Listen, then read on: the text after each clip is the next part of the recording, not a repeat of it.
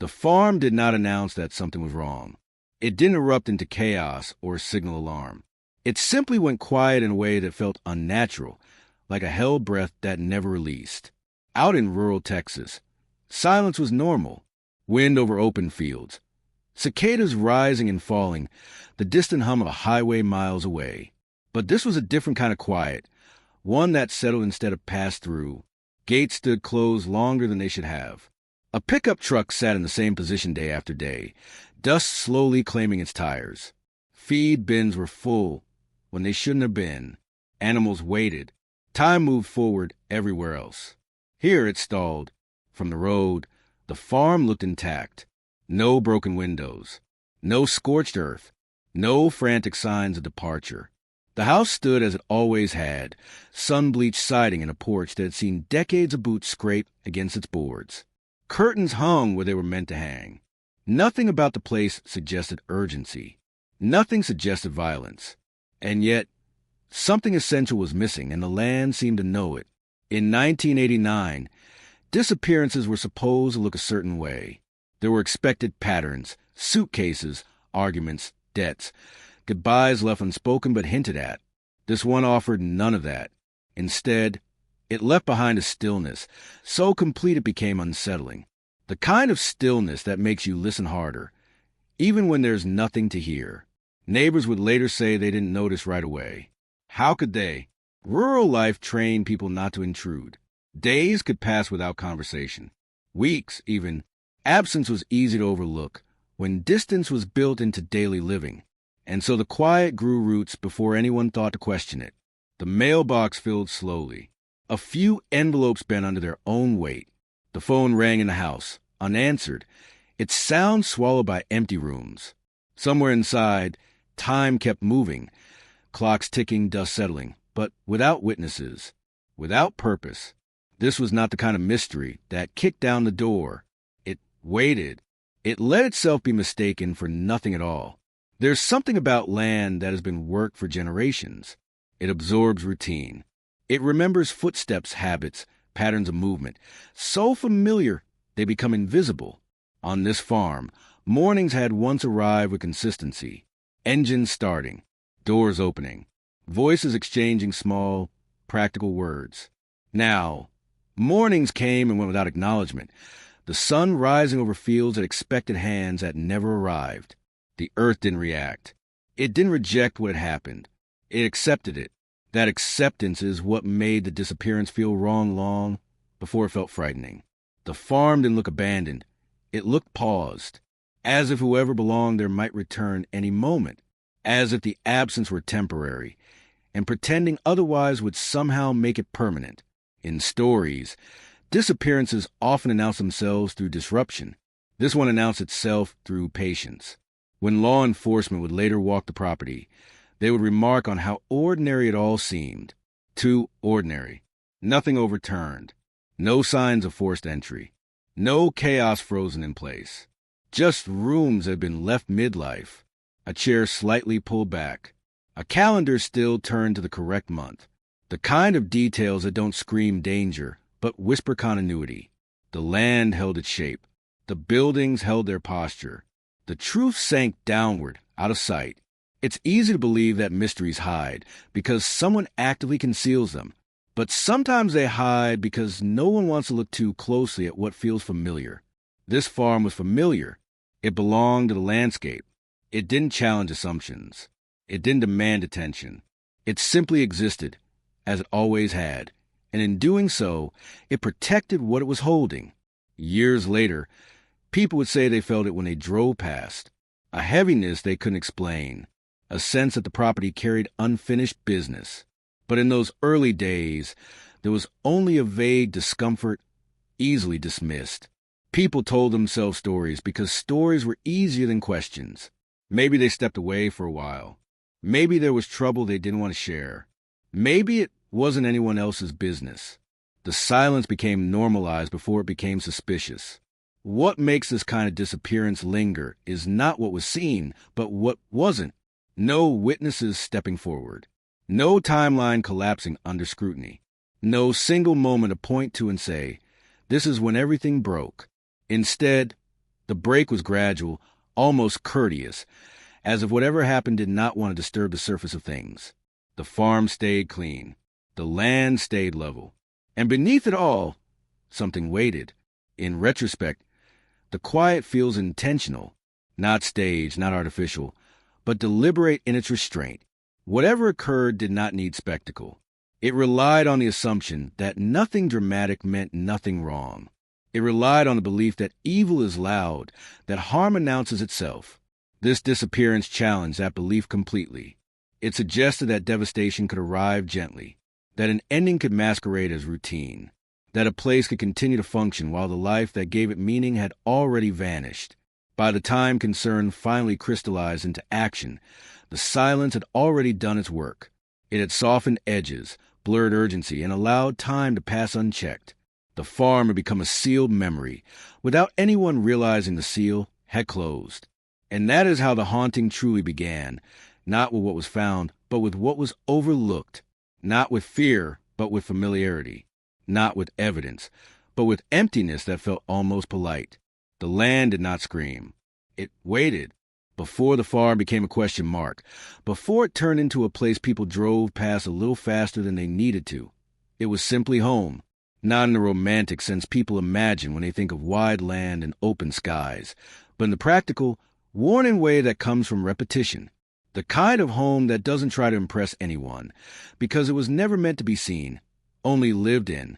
The family who worked the land had done so for years, long enough that the property felt less owned than inherited through obligation.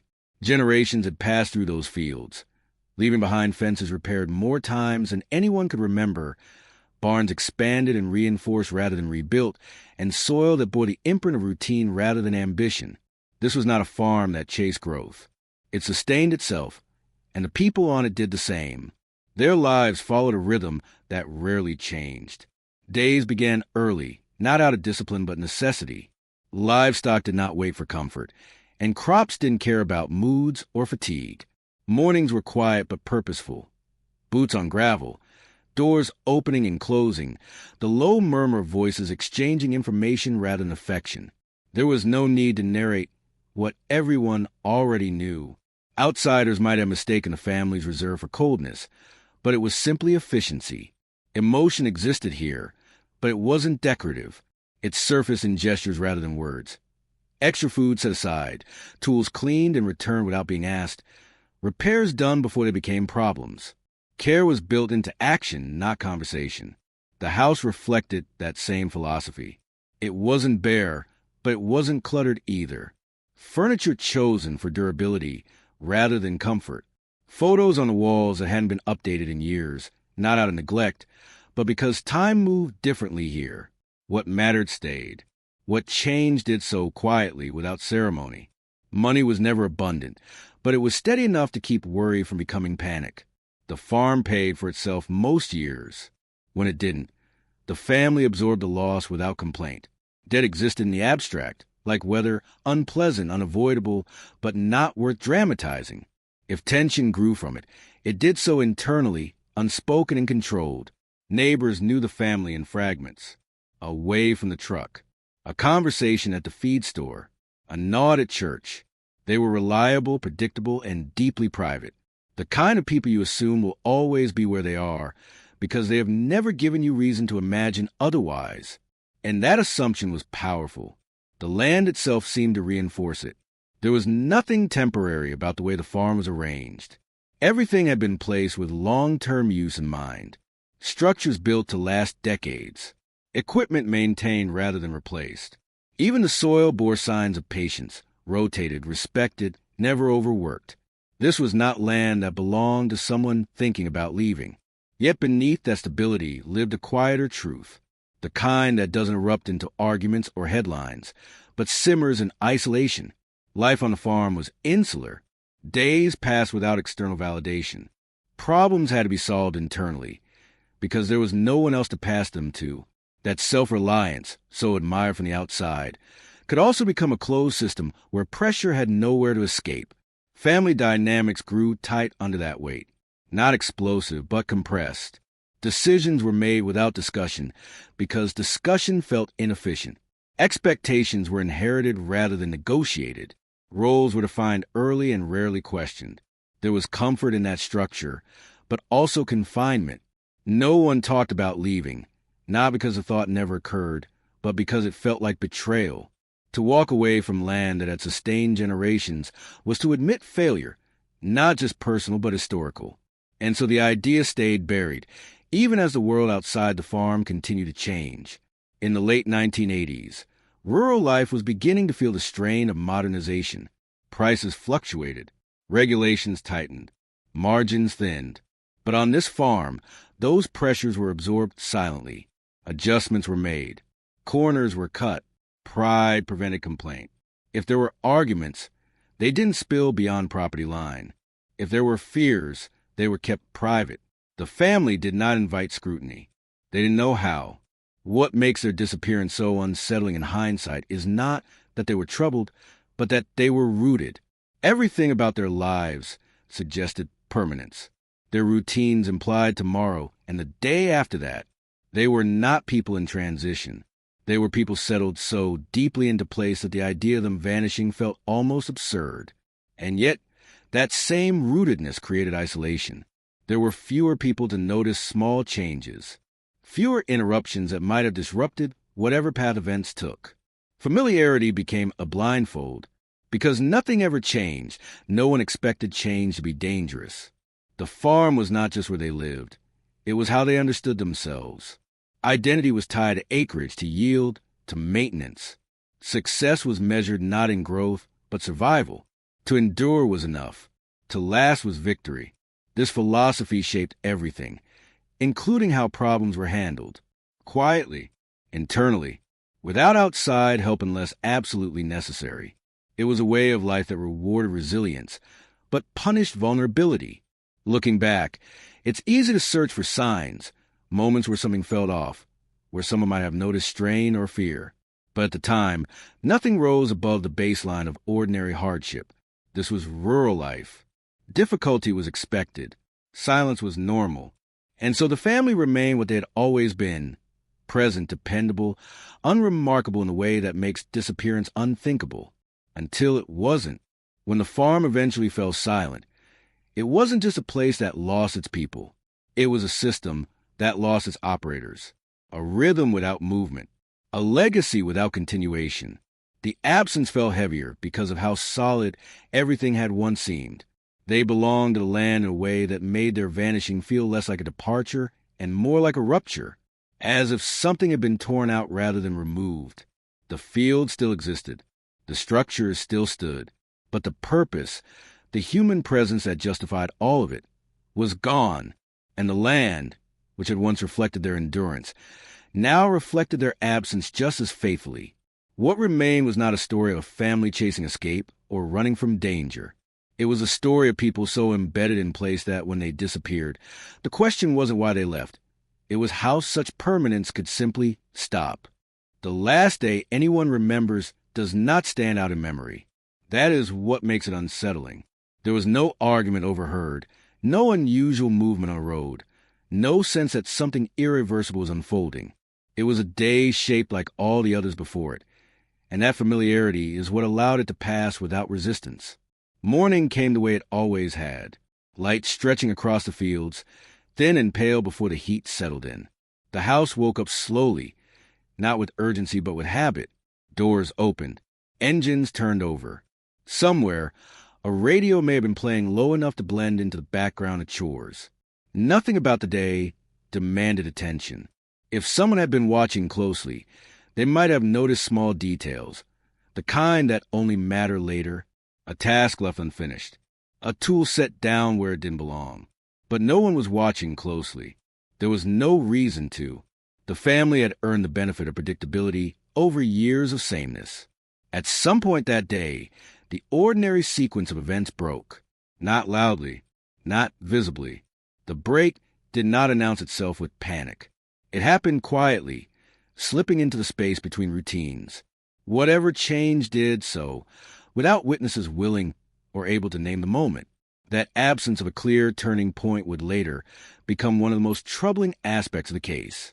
Investigators would ask the same questions again and again, searching for an anchor in time. When did you last see them? What time was it? Did anything seem unusual? The answers were always the same. It was earlier. It was normal. No, the family did not vanish in the middle of the night, under cover of darkness. They did not leave behind a scene that suggested struggle. They did not pack their belongings or empty their accounts. They simply stopped participating in the next expected moment. A neighbor remembered seeing a vehicle in the driveway that morning. Another recalled passing the property later in the day and thinking nothing of it. No one remembered hearing raised voices. No one remembered fear. There was no dramatic exit to reconstruct. Even the animals seemed to expect them back. Feed was measured out as usual. Water troughs were full. Nothing had been neglected long enough to signal abandonment. The farm had been left mid-function, like a sentence cut off before the period. This kind of disappearance confounds the instincts people rely on to make sense of loss. We look for disorder because disorder explains chaos. Here, there was none. The house remained closed. Doors were locked. Nothing suggested a rush. The scene was too intact to feel criminal, too complete to feel accidental. And yet, no one was there. The day passed. Evening came. Night followed. Lights did not turn on. The house darkened not because it was empty, but because no one thought to question the darkness yet. In rural places, silence at night is expected. Darkness is not alarming. Time became the accomplice. By the following morning, the absence was still not alarming enough to provoke action. One missed day could mean many things. Weather, errands, a change in routine. The assumption that tomorrow would correct today is a powerful sedative. What no one could know was that tomorrow would not arrive the way it always had. The difficulty in reconstructing that day lies not in missing information, but in excess normalcy. Every detail points toward continuity. Every memory reinforces the idea that nothing was wrong, and yet something final had already occurred. Later, people would try to assign meaning retroactively. They would search conversations for hidden tension, replaying words spoken casually, now weighted with implication. They would examine schedules, routines, obligations. Surely something must have deviated. But deviation requires contrast. And on that day, contrast was absent. The family did not cancel plans because they had none that extended beyond the farm. Their world was self-contained. Their disappearance did not disrupt social calendars or workplace obligations. There were no immediate gaps for others to notice. This invisibility bought time. Time allowed whatever had happened to settle, to integrate itself into the environment. It allowed evidence, if there was any, to be claimed by the land. Dust settled. Tracks disappeared. Ordinary were masked extraordinary events. The farm did not resist this absorption. It cooperated. When investigators would eventually stand in the same spaces where the family had last moved freely, they would struggle to imagine a moment where everything changed. The rooms did not reveal stress. There were no half-written notes, no packed bags, no signs of preparation. The day did not look like an ending. That was a problem. Human minds crave narrative symmetry. We expect climaxes. We expect cause and effect to be visible. This disappearance offered neither. It suggested that endings do not always feel like endings when they happen. Instead, they feel like interruption. At some unknown point, something shifted the course of ordinary life so completely that it erased all subsequent moments. Whatever it was, it did not ripple outward immediately. It collapsed inward, contained, hidden by familiarity. The most haunting aspect of that day is how little it demanded to be remembered. No one marked it as significant. No one paused to take mental note. It passed into memory as just another day, indistinguishable from those before it. And yet, it would become the last one. In retrospect, the day feels fragile, as if it existed on a thin surface that gave way without warning. The family crossed a threshold without knowing it was there. One moment they were participating in routine. The next, they were absent from the future entirely. That threshold was never identified. It left no signpost. When concern eventually emerged, it did not attach itself to that day immediately. The realization came later, pieced together through missed expectations rather than observed events. Only then did the day become important. only after it was gone. By that point, it could not be revisited. It could only be imagined. And imagination, when unsupported by evidence, fills gaps with uncertainty. The last ordinary day remains ordinary because no one was there to witness its transformation into something else.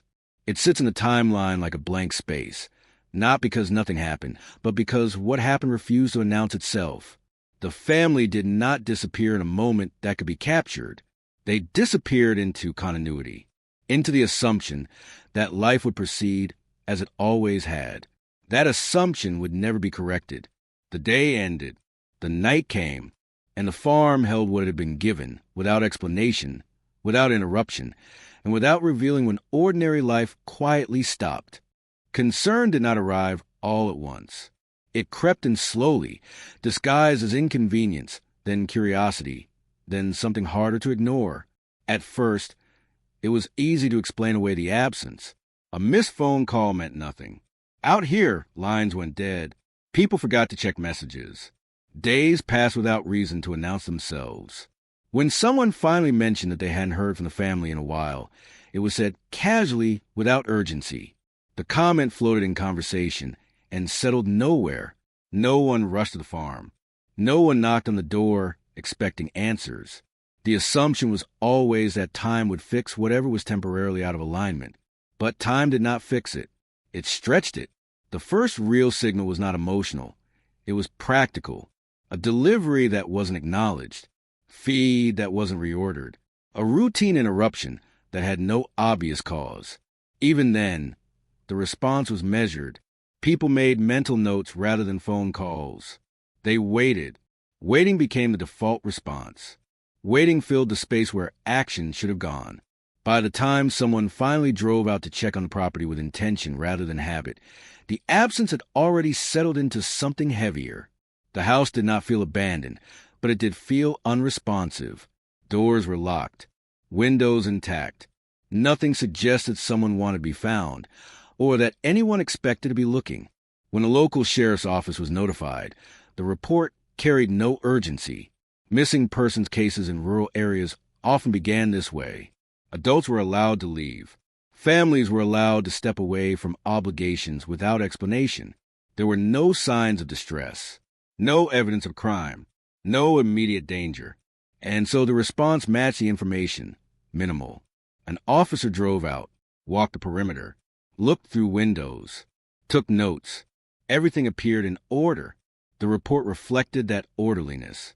No forced entry, no disarray, no cause for alarm beyond prolonged absence.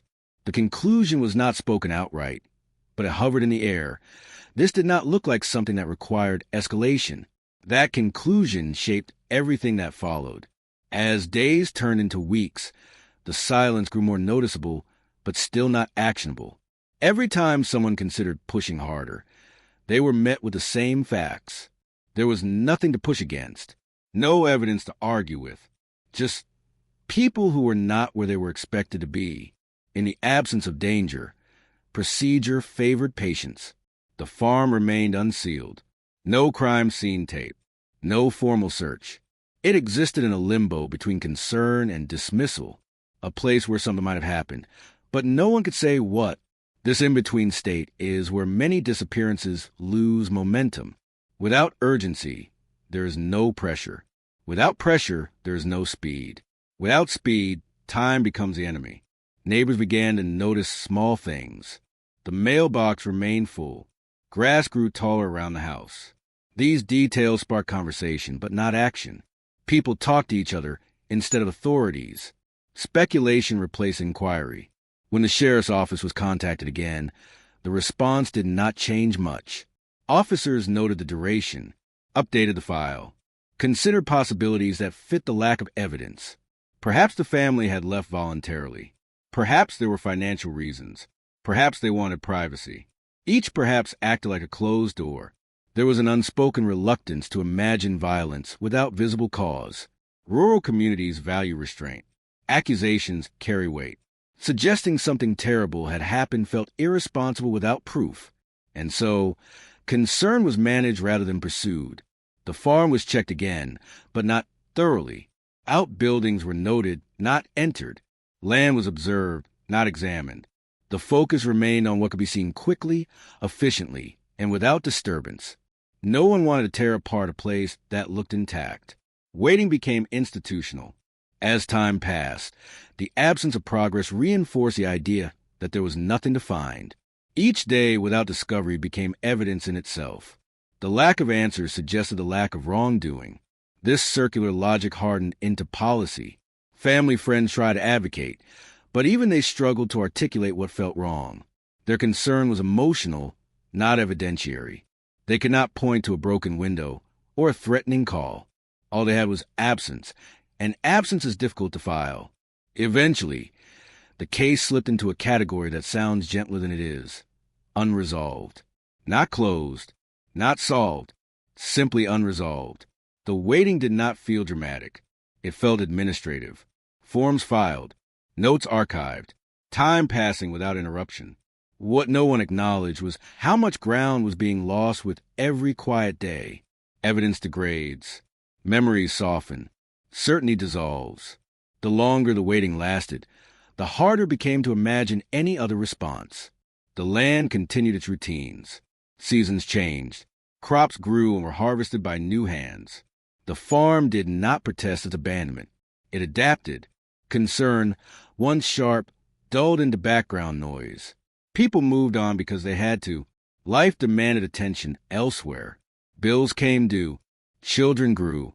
The disappearance became something people referenced rather than engage with, a story instead of a crisis.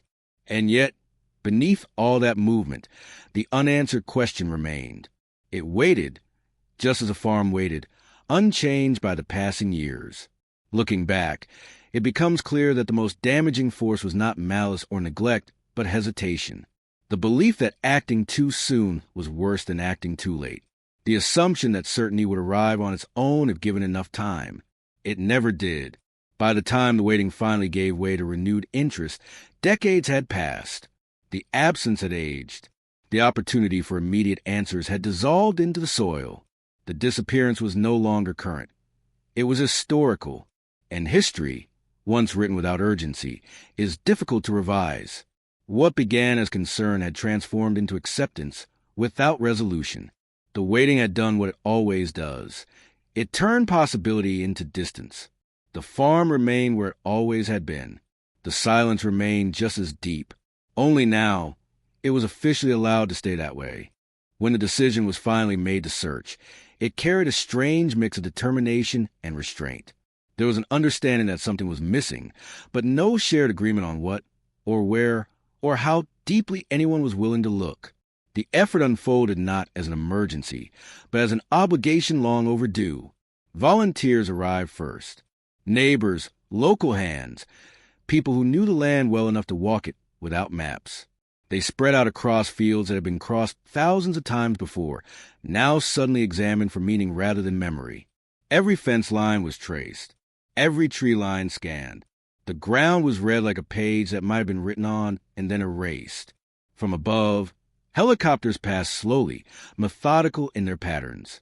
Their presence gave the impression of progress, of thoroughness. From the ground, the land looked unchanged. Flat, open, unyielding. There were no ravines to conceal secrets, no dense forest to hide mistakes. It was precisely this openness that made the absence feel more confusing. There was nowhere obvious for anything to disappear. Search dogs were brought in, and for a moment, hope concentrated itself into their movements. Handlers watched for signals, for shifts in posture that might suggest discovery. But scent does not linger forever, and the land had been walked by countless feet since the disappearance. Whatever trail once existed had been overwritten by time. The dogs circled. They hesitated. Then they stopped. Attention turned to the structures on the property. Barns were opened, sheds checked, storage areas examined. Tools hung where they always had. Equipment sat in place, untouched. Nothing indicated a sudden interruption. Nothing suggested that something had been hidden in plain sight. The house was walked through again, slowly this time. Cabinets opened, closets checked, floors examined for signs of disturbance. But the house resisted reinterpretation. It looked lived in, not abandoned. Comfortable, not staged. The normalcy became its own kind of obstacle. Search teams documented what they saw, but there was little to document. No personal items left behind that screamed urgency. No missing valuables. No signs of packing or preparation. It was as if the family had stepped out of the narrative entirely, leaving the setting intact. The land beyond the immediate living spaces received attention next. Fields were walked in lines, careful not to miss anything that might break the pattern of soil.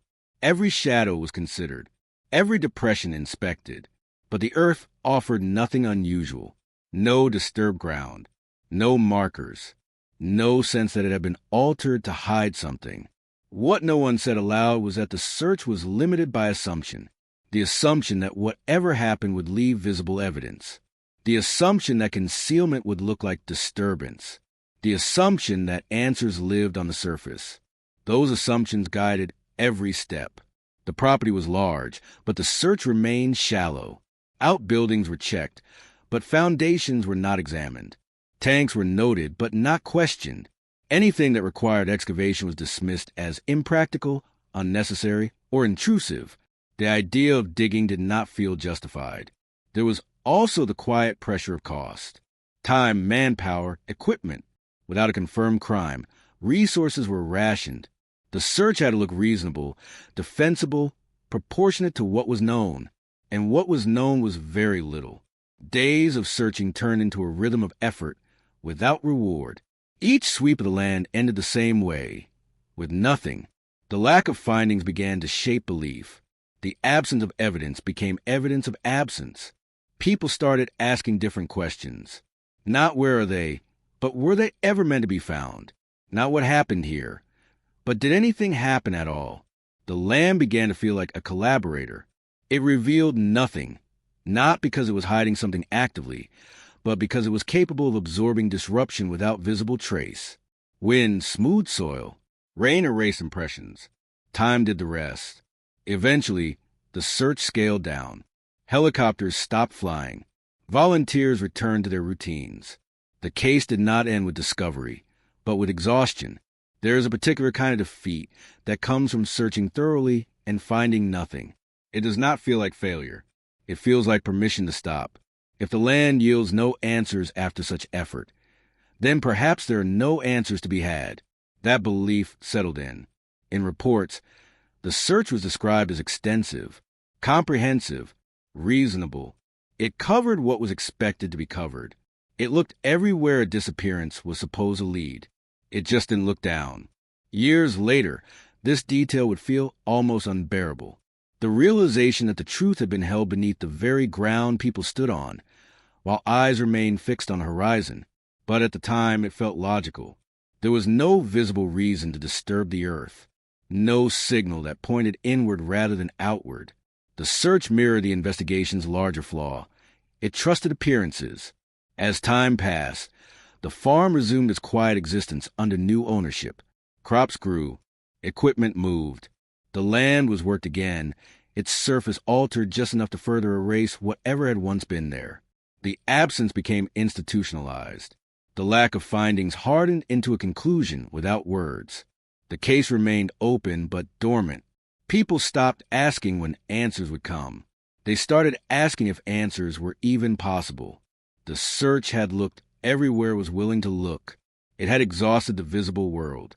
And in doing so, it unknowingly sealed away the truth, leaving it undisturbed, buried beneath assumptions, waiting for someone willing to question the ground itself. When answers failed to appear, stories stepped in to take their place.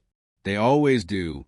Silence creates a vacuum, and in that vacuum, speculation grows with a confidence facts never had. What began as quiet concern slowly transformed into narrative, shaped not by evidence but by the need to explain absence in a way that felt survivable. At first, the rumors were gentle. People suggested the family might have left voluntarily. Maybe there had been financial trouble no one wanted to admit.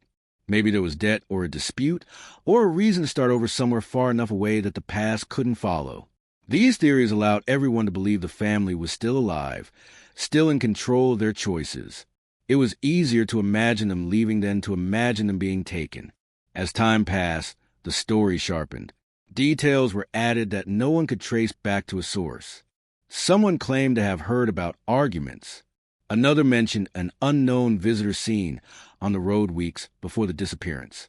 These fragments were repeated until they felt established, even though they contradicted one another. The farm itself became part of the rumor. People began to talk about it differently, not as land, but as a place of the past, a location that held something unresolved. Children were warned not to wander too close. Drivers slowed as they passed, not because they saw anything unusual, but because they felt they should. Absence turned into atmosphere. In small communities, information doesn't need to be accurate to be powerful. It only needs to be repeated, each retelling smooth, rough edges, making the story easier to remember and harder to challenge. Eventually, no one could say which parts were true and which had been added later. The family's silence made them vulnerable to reinvention. Without voices to correct the record, their lives were reshaped by assumption. Traits were exaggerated, motivations invented. Their privacy, once respected, became a blank canvas. Some stories painted them as secretive, as if secrecy explained disappearance. Others suggested conflict within the family, hinting at something darker without committing to specifics. The lack of clarity allowed imagination to roam freely. What these rumors shared was a refusal to look inward, at the possibility that something had gone wrong in a way that no one had wanted to acknowledge. It was more comfortable to believe the family had chosen to vanish than to accept that they had been failed by inaction. Over the years, the disappearance became less about finding truth and more about maintaining narrative. People repeated what they had heard, not because they believed it, but because it filled conversational gaps. The mystery became a story people told about their town, a marker of local lore. The farm's reputation evolved accordingly. It was no longer just property. It was a symbol, a place people referenced with lowered voices, a shorthand for something unsettling but undefined. Its physical reality mattered less than what people believed it represented. New owners came and went, each inheriting not just the land but its history. Some tried to ignore it. Others leaned into it, intrigued by the attention. But no one fully escaped the shadow of the rumors. They lingered, passed along with the deed. What was lost in this process was the family's humanity. They became characters rather than people. Their disappearance became entertainment, speculation, cautionary tale. The details of their daily lives, the routines, the labor, the quiet care, were replaced by theories that said more about the storytellers than about the missing. And still, the truth remained buried, untouched by gossip. There were moments when someone would push back against the rumors, when a voice would remind others that no evidence supported these stories. But those voices were quickly drowned out by the comfort of explanation. Rumors provide closure without responsibility. They allow communities to move on without resolving anything. The passage of time only strengthened this effect. As years turned into decades, fewer people remember the family personally. Memory gave way to myth. The disappearance shifted from a lived event to a historical curiosity. At that point, questioning the narrative felt unnecessary. The story had settled into place. It had its grooves. Changing it would require effort, discomfort, and acknowledgement of past mistakes. So it stayed as it was. The rumors did not solve the mystery, but they insulated people from it. They created distance between the present and the unresolved past. They allowed the farm to exist as a place of speculation rather than a site of investigation. This is how disappearances fade without being solved, not through neglect alone, but through substitution. Stories replace searching. Assumptions replaced doubt. The absence of answers becomes acceptable as long as it can be narrated. Meanwhile, beneath the soil, the truth remained intact, unchanged by repetition, unaffected by belief, waiting not for the right story, but for the right question. The longer the rumors persisted, the harder it became to imagine a different outcome. The idea that the truth might still be physically present on the land seemed almost absurd. After all, hadn't it been searched? Hadn't nothing been found? The rumors relied on that logic. They depended on the belief that if something had been there, it would have been discovered. They trusted that effort equaled thoroughness. They were wrong. What no one understood yet was that the most important detail had never been part of the rumor mill because it had never been properly examined. It existed outside the stories, outside the assumptions, and outside the comfort of explanation. And one day, when that detail finally resurfaced, it would fracture every story that had been built to replace the truth. For years, the case existed in a state of quiet suspension, neither advancing nor fully disappearing. It lived in filing cabinets, in old conversations, in the background of a town that had learned how to carry unanswered questions without letting them interfere too much with daily life. What changed was not a dramatic revelation or a sudden confession, but something far smaller and far more dangerous to ignore, a detail that had always been there, recorded once, then stepped around. It surfaced not with certainty, but with discomfort. Someone revisiting the case noticed an inconsistency that had been written down decades earlier and never followed. It wasn't framed as a lead back then, just an observation, something noted and filed away, because it didn't seem to belong to any larger pattern. At the time, it had been easier to dismiss than to pursue. The property had included more than fields and buildings. There were structures that did not fit neatly into memory, items that existed without clear origin stories, equipment that had been added long before records were carefully kept, installed for reasons no one thought to question once they became part of the landscape. One of those items was underground. It wasn't hidden in the dramatic sense. No attempt had been made to disguise its presence beyond the fact that it had always been there. Buried tanks are not unusual on farms. They store fuel, water, waste. They are functional, mundane, and rarely given a second thought once installed. This one had been mentioned in passing early on, its existence acknowledged but unexplored. At the time, there was no reason to focus on it. No disturbance in the soil above it. No sign of recent access. No smell, no leak, no visible marker that suggested relevance. It was simply part of the property, absorbed into the idea of normal. That normality protected it. Years later, when the case was revisited with fresh eyes, the question wasn't why no one had found the answer sooner. It was why no one had felt compelled to ask this question at all. How many assumptions had been made simply because something appeared ordinary? The renewed attention didn't come from sensationalism.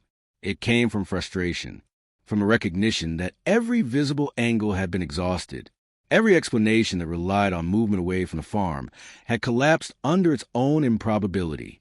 The family had not been seen elsewhere. No credible sightings. No financial trails. No new lives discovered under new names. The only constant was the land. When investigators began reviewing old notes, they weren't searching for dramatic clues. They were looking for omissions, for things that had been acknowledged but never interrogated. The buried tank stood out not because it was suspicious, but because it had been treated as irrelevant without proof that it was. That distinction mattered. Someone asked a simple question that had somehow never been asked before. Why was it there? And when had it last been checked? No one had a clear answer. The tank had been installed years earlier, possibly decades.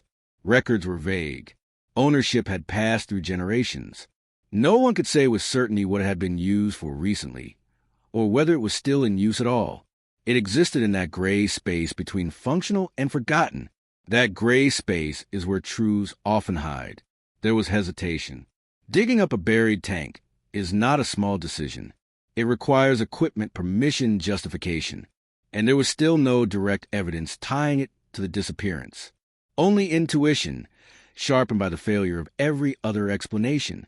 What changed was perspective. Instead of asking what the family might have done, investigators began asking what the land might have absorbed. Instead of imagining movement outward, they considered containment. The idea was unsettling, precisely because it challenged the assumptions that had guided the investigation from the beginning. It required acknowledging that the search had been incomplete, not because of negligence, but because of belief. Belief in what crimes are supposed to look like. Belief in where answers are supposed to be found. The tank did not fit the narrative people had been telling themselves. It did not support theories of voluntary disappearance or external interference. It suggested something far more uncomfortable, that the truth had never left the property. As discussions continued, resistance emerged. Some questioned whether it was worth disturbing the site after so many years. Others worried about reopening wounds, about what would mean to be wrong after such a long time. The fear was not just a discovery, but of confirmation. Confirmation that something catastrophic had been missed. But that fear could no longer outweigh the silence. The decision to investigate further did not come with confidence. It came with resignation, a sense that if the case was ever going to move forward, it would have to confront the things it had avoided. When ground-penetrating scans were discussed, the tone shifted. Technology offered a way to look without committing fully to excavation. It was cautious, deliberate, and emotionally distant enough to feel manageable. The results did not scream revelation. They didn't need to. They suggested irregularity. Anomalies inconsistent with an empty tank. Shapes that did not belong to soil alone. That was enough. For the first time in decades, the case moved from speculation to anticipation. Not hope, anticipation. The kind that tightens rather than lifts. The kind that prepares you for confirmation of something you don't want to be true. Word spread quietly. Not through rumor this time, but through official channels. A re-examination was underway. The farm, long treated as a symbol, was about to be treated as a site again. The land did not change in response. It remained still, as it always had. Whatever it held had been held for years.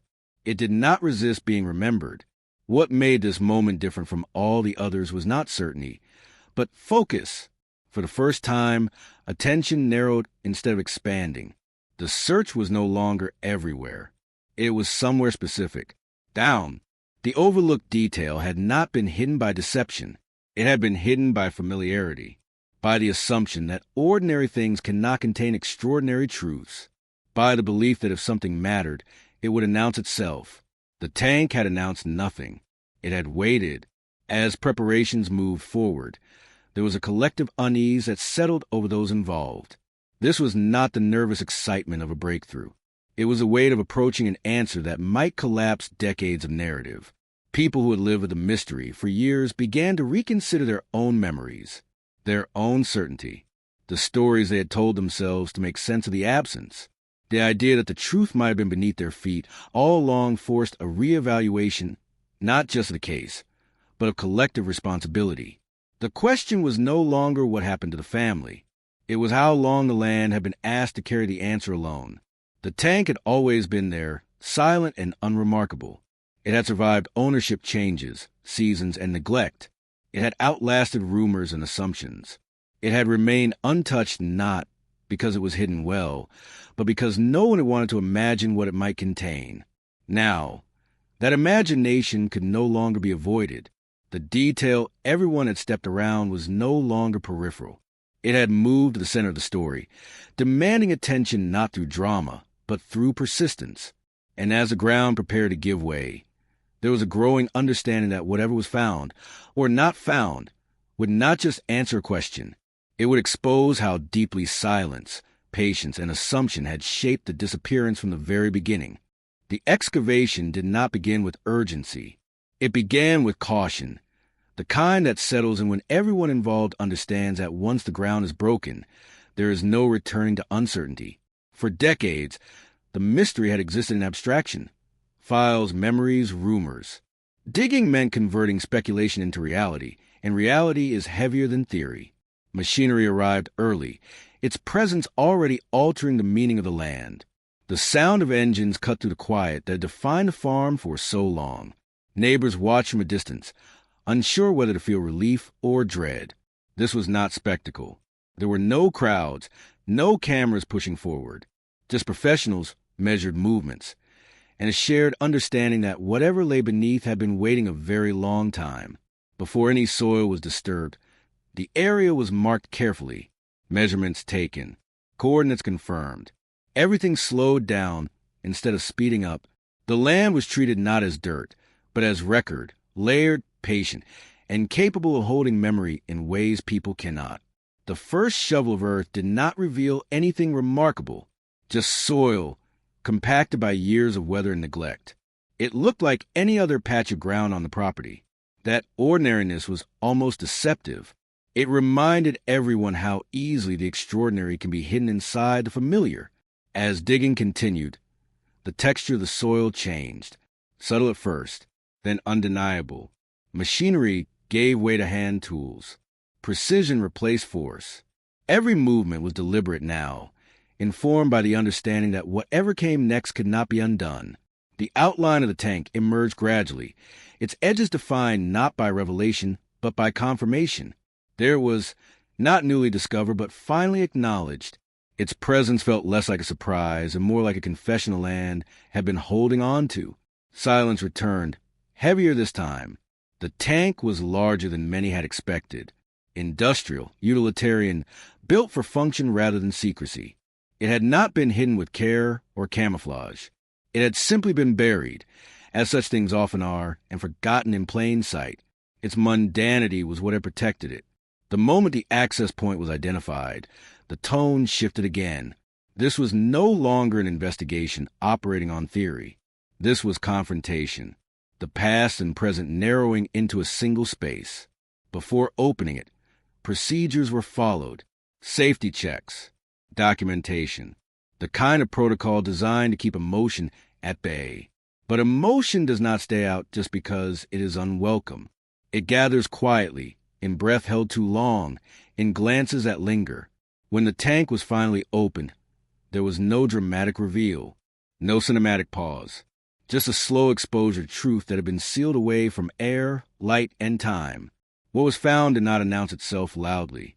It did not need to. The contents confirmed what many had begun to fear, but few had fully allowed themselves to imagine. The family had not left. They had not started new lives.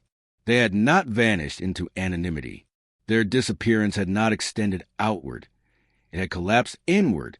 The land had not lost them. It had kept them. There were no immediate words for what that realization felt like. Shock did not arrive as a single wave.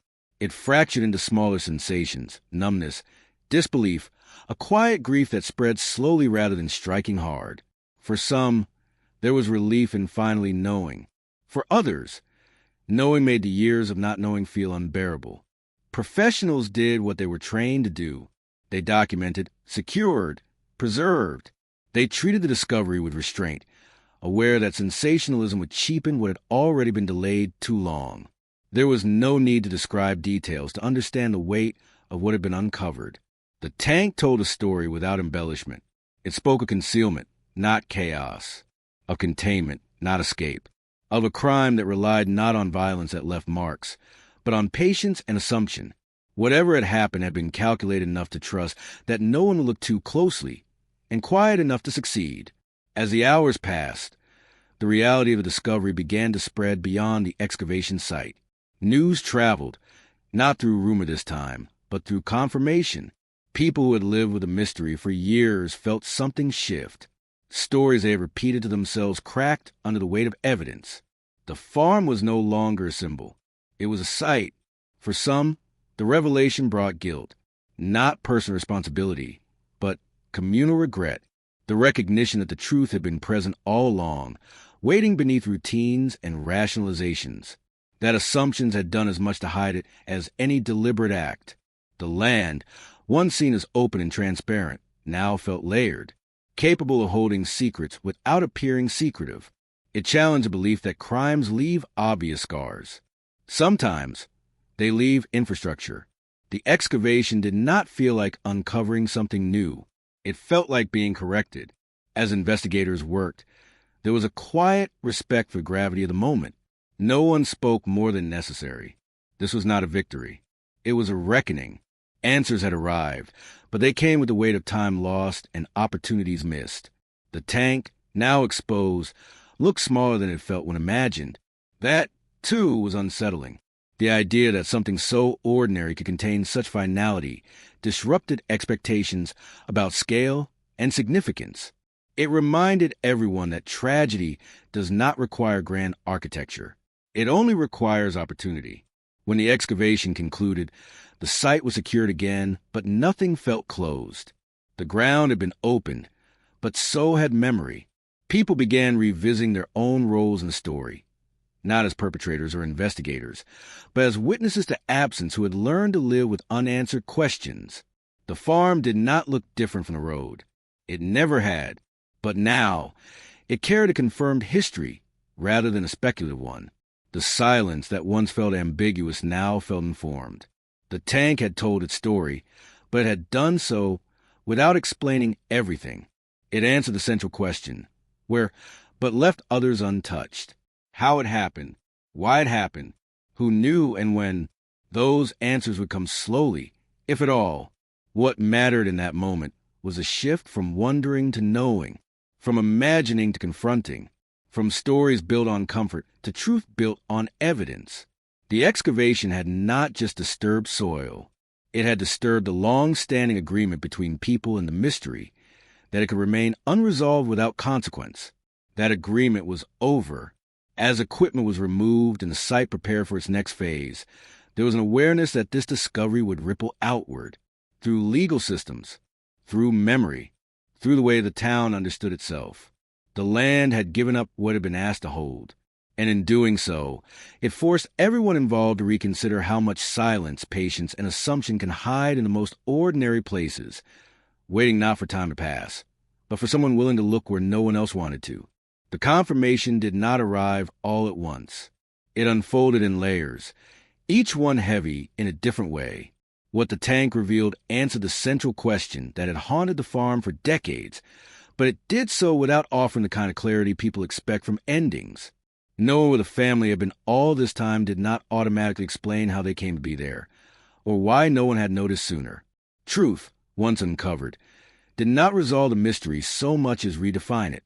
There was an immediate urge to understand every detail, to extract meaning from the physical facts. But facts are limited by what they can show. They tell you what happened to a body, not what happened to a life. They can confirm an ending without narrating the path that led to it. What the tank contained was final, but not complete. Professionals approached the discovery with careful restraint. The focus was not on spectacle, but on dignity. Procedures were followed quietly, deliberately, aware that the story had already waited long enough to be treated with patience. The absence of graphic detail did not soften the impact. If anything, it made it more profound. The reality settled not through shock, but through understanding. The family had never left the land. They had not crossed state lines or vanished into anonymity. They had not escaped or been lost to chance. Their story had ended where it began, contained within the boundaries everyone had assumed were safe, ordinary, and transparent. That realization altered everything retroactively. Memories were revisited, conversations replayed, theories that had once felt reasonable now collapsed under the weight of evidence. The narratives people had built to protect themselves from uncertainty no longer held. Voluntary disappearance, secret debt, new beginnings, none of it fit anymore.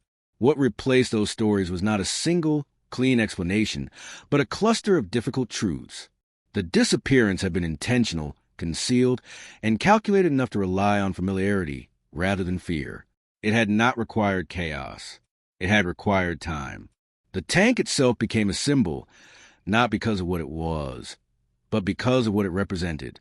It was infrastructure, something designed for use, not concealment. Its presence challenged the idea that crimes hide in darkness. Sometimes they hide in plain systems, repurposed quietly, unnoticed because they belong. Yet even as the tank answered the question of location, it refused to explain motivation. It did not reveal the sequence of events. It did not clarify who was present, who acted, who knew. It offered confirmation without confession. This absence of explanation created a new kind of discomfort. Closure had arrived, but it was incomplete. The ending was known, but the middle remained fragmented. For many, this was harder to live with than total uncertainty. There is a particular cruelty in partial answers. They illuminate enough to confirm loss, but not enough to make sense of it. They replace imagination with reality, but leave just enough ambiguity to prevent peace. The community struggled with this shift. People who had lived with a mystery for years found themselves recalibrating their grief. Some felt relief that the family had been found, even under such devastating circumstances. Others felt anger, at the delay, at the assumptions, at the missed opportunities to look closer. The question was no longer where are they. It became how did this happen here? Investigators worked to reconstruct events as best they could, but time had eroded clarity. Evidence had aged. Context had been lost. What remained were fragments that resisted neat assembly. The tank did not tell the whole story because it could not. It had preserved remains, not intent. The farm, once again, became central, not as a place of rumor, but as a scene demanding reinterpretation. Every structure, every routine, every overlooked detail was reconsidered through a new lens. What once felt ordinary now carried potential meaning. But meaning does not always translate into answers. There were limits to what could be known. The passage of time had closed doors permanently. Witnesses had moved away or passed on. Records were incomplete. Memories unreliable. The truth that emerged was real, but not comprehensive. This forced a difficult reckoning with the idea of justice. Legal processes depend on clarity, on timelines, on accountability that can be demonstrated beyond doubt. Here, certainty was fractured. Responsibility could be suggested, but not always proven in the way the system requires. For those who had waited decades, this felt like another kind of loss. The hope that answers would arrive fully formed, capable of resolving everything, faded. Instead, there was an understanding that some truths come with edges that never smooth out. The tank had told its part of the story. It had not told the whole thing. Emotionally, this was the most complex phase of the case. Grief resurfaced, but it was different now. It was no longer tied to uncertainty, but to confirmation. The family was no longer missing. They were gone. That distinction matters more than people expect. When someone is missing, hope lingers in uncomfortable ways. It resists finality. It keeps pain suspended.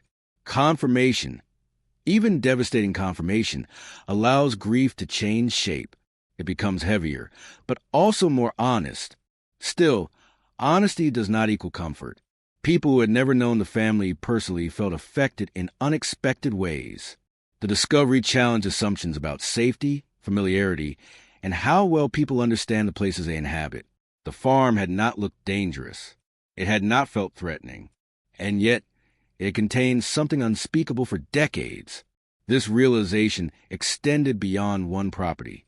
It unsettled broader beliefs about visibility and truth, about how easily ordinary life can mask extraordinary harm, about how systems, both physical and social, can absorb violence without visible disruption. The tank did not just reveal remains. It revealed how much people rely on appearances. In the days following the discovery, attention shifted from speculation to reflection. Conversations grew quieter, more deliberate. There was less appetite for rumor now that the truth had shown itself to be so different from expectation. People began asking not what they believed before, but why they believed it. Why had voluntary disappearance seemed more plausible than concealed harm? Why had familiarity been trusted so completely? Why had certain possibilities been dismissed without examination? These questions had no single answer. They pointed instead to a collective mindset shaped by habit, trust, and the discomfort of imagining worst-case scenarios in familiar places. The tank, in its silence, exposed those blind spots. What it did not expose were the intimate moments, the thoughts, fears, decisions that preceded the end. Those remained unknowable. And perhaps that is the final cruelty of such cases. Even when the truth is found, the human experience within it remains out of reach. The family story, once defined by absence, was now defined by incomplete presence. They were known to be there, but not known in their final moments. Their voices remained absent, even as their fate was confirmed. This left the community with a complicated legacy. Answers had arrived, but they carried responsibility. The responsibility to remember accurately, to resist simplifying the story into something easier to digest, to acknowledge not just what was found, but what had been missed.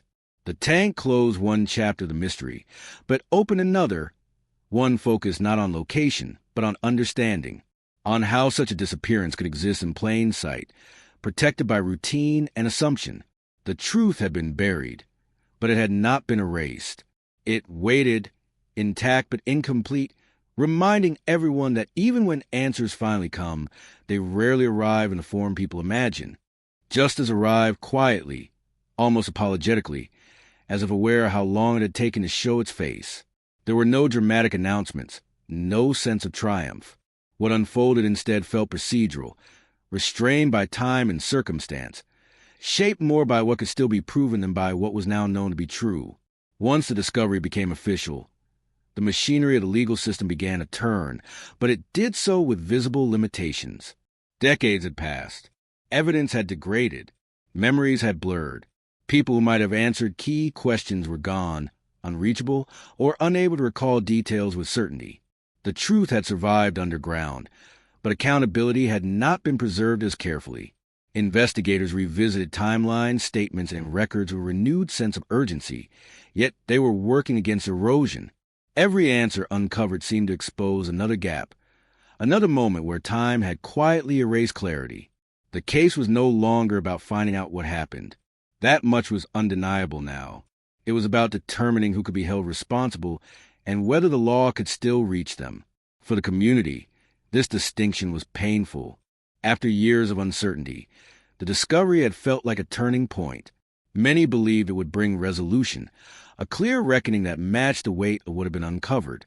Instead, they were met with complexity, legal thresholds, and the uncomfortable reality that truth and justice do not always arrive together. Some questions could be answered decisively. Others could only be suggested. The legal system requires precision, and precision had been one of the first casualties of delay.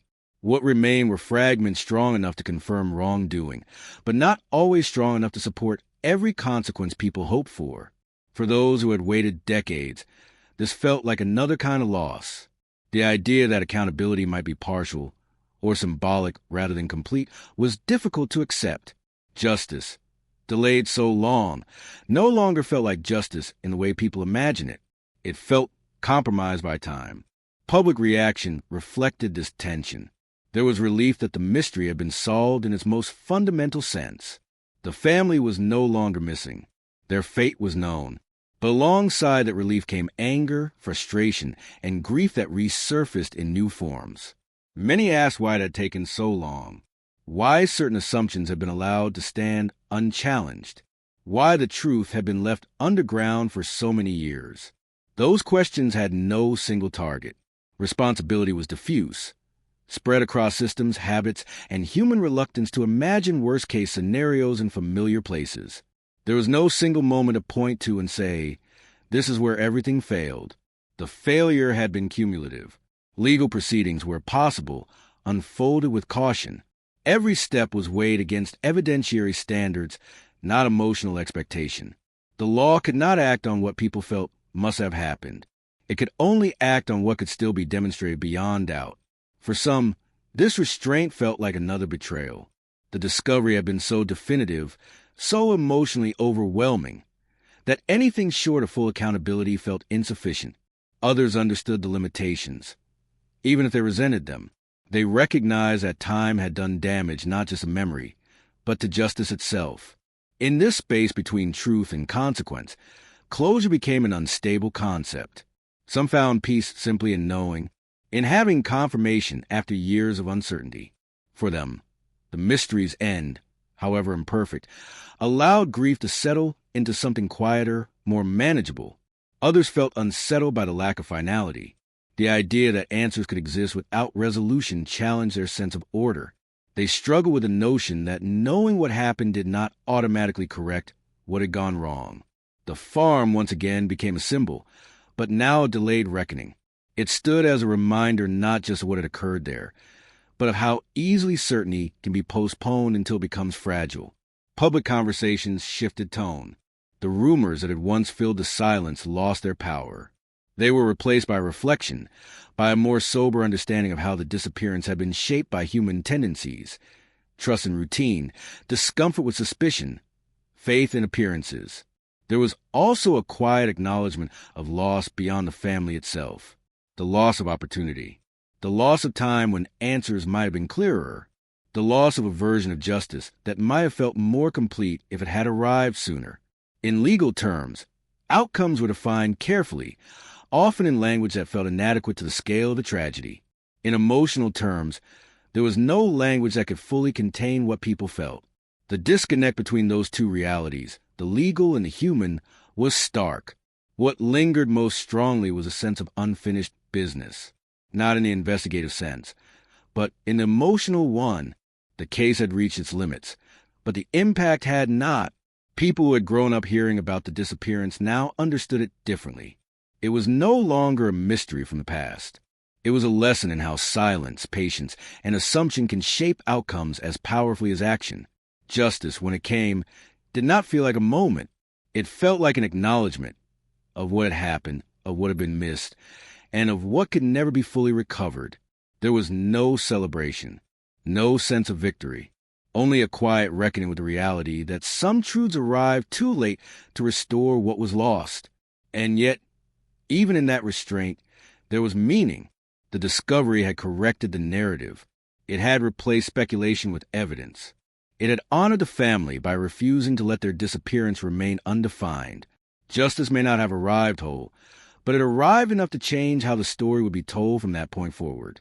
Not as a rumor, not as a question, but as a fact, heavy, incomplete, and undeniable. The law did what it could.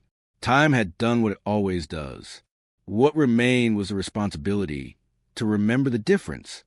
The farm still stands, though it no longer feels like a place that belongs fully to the present. Time has moved on around it. Roads widened, fences replaced, ownership changed. But something about the land resists erasure. It carries memory not as a story it tells, but as a weight it refuses to release. From a distance, there is nothing to distinguish it from countless other stretches of rural Texas. Fields extend toward the horizon. The sky remains wide and indifferent. Wind still moves through the grass the same way it always has. If you know what happened there, you might never suspect that the ground beneath your feet once held a truth so carefully ignored. But knowing changes how you see things. What was once just soil becomes archive. What was once silence becomes deliberate. The absence that lingered for decades no longer feels ambiguous. It feels intentional, shaped by time and human choice as much as by whatever crime first set it in motion. The land does not accuse. It does not explain. It simply exists, holding what remains of a story that was interrupted rather than concluded. Even after the tank was uncovered, even after the central mystery was answered, the farm did not feel resolved. It felt informed. There is a difference. People sometimes expect closure to feel like an ending, clean, definitive, restorative. But here, closure arrived more like an acknowledgement, a recognition of what had been true all along, even when no one wanted to see it.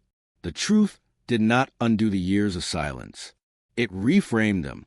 The family's disappearance no longer lived in the realm of speculation. It had a physical anchor now, a place where uncertainty ended and reality began. And yet, the emotional impact extended far beyond that point. The discovery did not quiet the farm's presence in people's minds. If anything, it deepened it, because now the questions were different.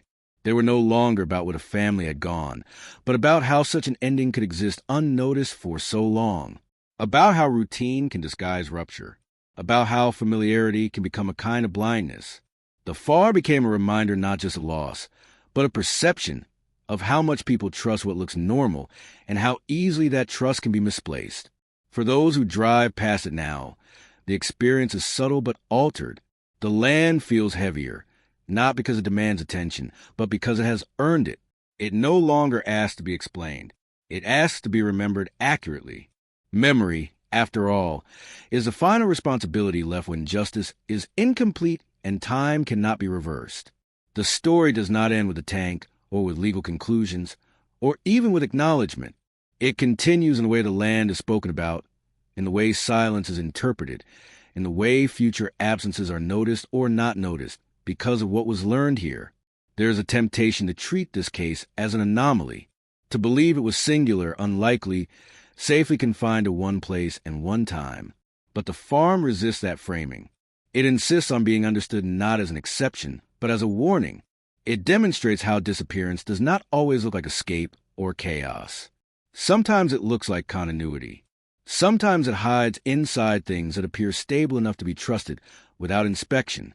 The buried tank told the story eventually, but it only spoke because someone finally chose to listen to what had been overlooked. For decades, the land had carried that story alone, absorbing it into its layers, waiting not for time to pass, but for attention to shift. What remains haunting is not just what happened, but how easily it was allowed to remain hidden, not through malice alone, but through habit, through the human tendency to avoid imagining the worst when the surface offers reassurance. The farm still knows what it held, and in a way it always did. Long before the excavation, long before the reassessment, long before the legal language and public reckoning, the land had already absorbed the truth. It had accepted it without protest, without transformation, without visible consequence. It did not mark the moment with scars or signs. It simply waited. That waiting is what lingers now, not as menace, but as memory, the knowledge that the most important stories are not always the loudest ones, that some truths do not demand discovery. They endure until discovery becomes unavoidable. The disappearance haunted Texas for years because it defied expectation, because it resisted narrative, because it asked people to sit with uncertainty longer than they were comfortable with. And when the truth finally emerged, it did not resolve the haunting. It explained it. The land did not change when the story came to light. People did. They learned that answers do not always come from searching harder in familiar directions. Sometimes they come from questioning what has been accepted without thought, from looking at ordinary things and asking why they are there and what they might contain. The farm remains a place of work, of seasons, of weather and routine. But it is also a place of reckoning, a reminder that silence is not the absence of story, but often its shelter. The tank spoke when it was finally open, but it did not speak alone. It was echoed by decades of quiet, by missed opportunities, by assumptions that shaped the outcome as much as any single act. What the land still knows is not just what happened, but how long it took to be believed. And that knowledge does not fade easily. It stays, woven into the fields, into the memory of the place, into the way the story is told now. Not as a rumor, not as an unresolved mystery, but as a truth that waited patiently beneath the surface, trusting that one day, someone would finally look down instead of away,